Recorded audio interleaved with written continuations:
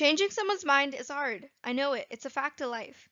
But I believe a huge part of this reason boils down to the fact that we often trigger one another's emotional defenses before the contents of our argument can even be evaluated. That's why in this video, I'm giving you 5 do's and don'ts to actually change someone's mind, and we'll be using a lot of techniques to do so.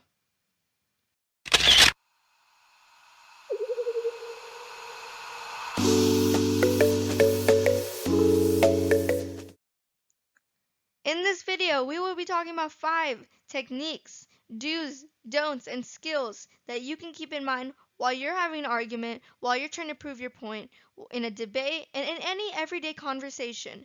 Keep in mind that these have nothing to do with how morally right or logically right your argument is. Of course, logic is kind of important in your conversation, but there are so many things that we do that prevent our logic from even being evaluated by the other person. Here are some things that you need to keep in mind while trying to change someone's mind. 1. When persuading someone, go slow. I know this may seem counterintuitive. You may want to state all your points so the other person understands and so you can wrap that discussion up. The thing is, if people hear information that disagrees with their standpoint or beliefs, they will reflexively disagree, if not provided with the time and reasoning. If I say something that goes completely against your morals and your beliefs, you will say no without even realizing it or even thinking about it. You will say no without even understanding where I'm coming from. Try to give it a rest. Understand that everyone's points and ideas are different, going from different views. If people are going too fast, maybe slow down by asking them to explain themselves. This lets them know that they've been heard and that you're trying to understand them and that you're speaking while knowing their context. This gives them a little rest. This lets them calm down in their brain and vice versa for you. 2. Build a rapport. This step is vital when you may know very little to nothing about the other person. The thing is, if someone doesn't like you, the odds of you changing their mind approach 0. Establishing the basics of someone's life may be essential when you barely know them. Another thing you can do, actually, is establish commonalities. Maybe even compliment their clothes, shoes, something about their physical appearance, something that you can see right away that you like about them. Just compliment them so they know that you do have a relationship with them outside of the argument, and that the argument isn't going to change with how you look at them and how they should look at you. This will let them and help them look at you and your position with less suspicion and be more open to your ideas and statements. You need to allow the flow of argument to break at certain points. Make sure that you get little breaks because arguing can be exhausting.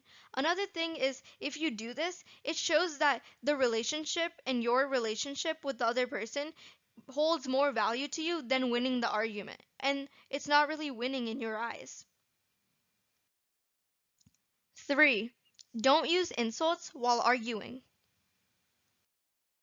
I'm just going to say this straight up because it's straight up. Winning an insult argument isn't going to get you anywhere in the persuading department. If you get to the point in your argument where insults are being hurled at each other, you are no longer going to change the other person's mind, and it's just become a competition at this point. Persuading someone shouldn't be a competition.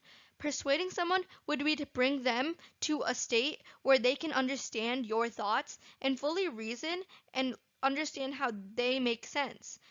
Just turning it into a competition or an insult war is the opposite of this, and it's a horrible thing you can do. If something's going on where the other person starts to feel agitated and they start to get kind of mad or upset and they start throwing insults or speaking in attacks, you should just try to calm them down and explain to them how you're not trying to attack their beliefs, you're just trying to spread your point, and that they can disagree and y'all can agree to disagree. But just try to calm them down. Never insult anyone throughout an argument because you have a relationship with that person outside of this argument, outside of this banter, and that your relationship with that person means more than this argument or whatever point you're trying to prove. 4. Attempt to consciously summarize how the other person feels. There are a few ways you can do this. You can say something like, so if I'm correctly understanding, you are saying so and so and so. This helps tell them that you understood what they said and you actually listened to what they said. It makes them feel personally validated for their opinions. Because you listened to what they said and you fully understood, they will now be more open-minded to whatever you say because they know you have the same information that they have to prove their point and that you're coming off of opinions that are related to that and that are connected to things that you should know after that. This will help you persuade them a lot easier. 5. Make it clear that you're speaking from your own individual perception of reality. You need to defer from the use of third person pronouns. Third person objective pronouns, saying things like we, they, or like studies, or just saying things in a plural that make it sound like it's multiple people against that one person you're arguing, actually builds up their defenses and they start arguing and getting all defensive. That's a horrible way to get someone on your side. You should instead say things like, according to the studies I read or the way I see things, I know seems kind of like ironic because people say you shouldn't use first person pronouns while arguing. Well, while you're trying to persuade someone to be on your side, this is exactly what you should do. It also ensures that later, when the study you read gets outdated in like a few years, you can admittedly state that it was your mistake, especially if you had misinterpreted something. If you had misinterpreted something and said that it was the studies and stated it objectively, it will show in your records and it will weaken your later arguments in life. It's a horrible way to start an argument. It's a horrible record or reputation to have in general. Keep in mind if there's a winner, there's also a loser. You can't frame the discussion like it's a tug of war which you've won, but rather a search for agreements to which you've both contributed to. Gloating about your victory or how you turned the other person to your side at the end is not going to help them. It's going to show that you two were on different sides and they might even change their mind again. There's nothing for you to prove as soon as they change their mind and they agree that you've persuaded them. You need to show that you're both on the same side and you're both trying to find a common ground and that this entire argument has nothing to do with your relationship with the other person outside of whatever. Thank you. I hope you love this presentation. For more videos like this, please like, share, and subscribe to the Success Bistro. I hope to see you in the next video. Until then, bye.